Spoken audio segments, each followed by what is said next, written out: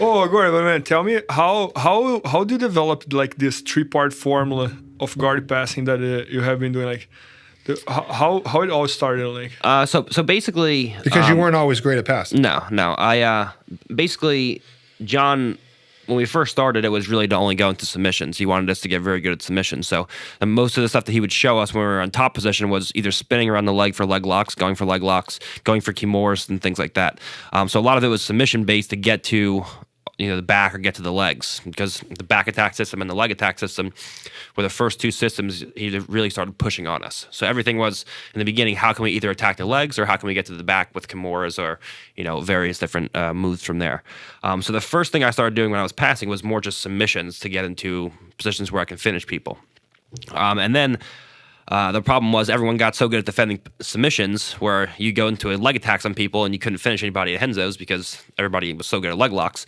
Then I had to start going into actual guard passes. So I said, okay, how can I start passing people from here? So then I started tight passing with body locks and with top, head, and arms, and started getting really good success there. But then everyone started defending by keeping inside position. So you can't get underhook, you can't get a crossface. And Framing. Yeah, it's really difficult to get upper body position. So then I'm like, man, what do I do from here? So then John started teaching us like Toreando passes, where we throw legs to the side and we do loose passing. So then I started to get good at those, where if I can't get to upper body position, I started throwing the legs by first, and then going into passes and getting past the legs first, and then pinning the upper body second.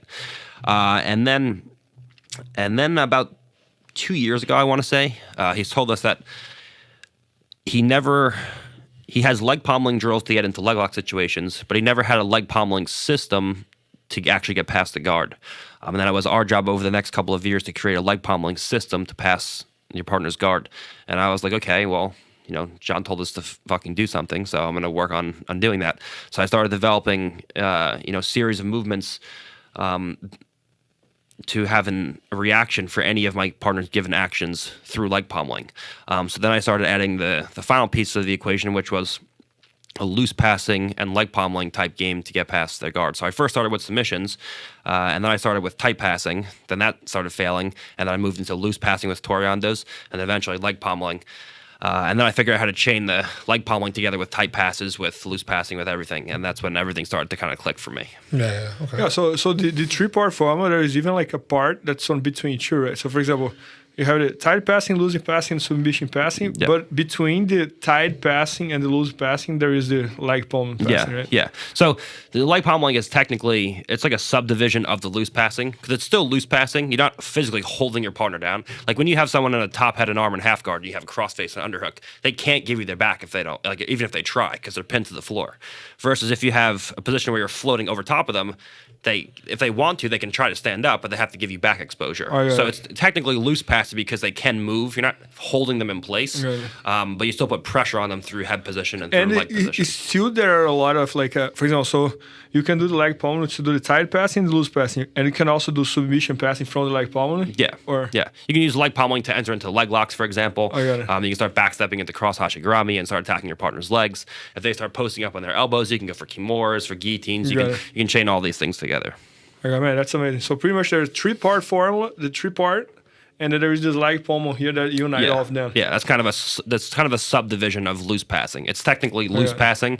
It's just a subdivision of that category. I got it. Yeah, so just when it comes to you actually rolling in the gym, how often would you say that you pass with tight? How often would you say you end up passing with loose? And how often would you say you submit? Depends on the person. So like if you're training with like one of the core Henzo guys, like getting submissions are hard. So like usually I end up tight passing them, because the problem with like the core Henzo guys is if you try to hit submissions, it's hard because they're good at defending submission. That's all we really do. If you try to loose pass them and throw their legs to the side, they just invert from Toreandos and enter into your legs, and you're getting leg locked. So a lot of it is either trying to float pass, where I pommel legs, and then when I start beating them with the leg pommeling, then I usually go into tight passes. So with the core Renzo guys, it's mostly using loose passing to get the tight upper body position, and then passing and taking the back and mounting and stuff from there.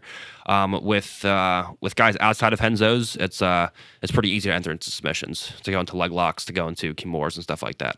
It's easy to do all of them, but entering in submissions with the leg pommeling, because you can just easily out leg pommel someone from top and enter into their legs and leg lock them. So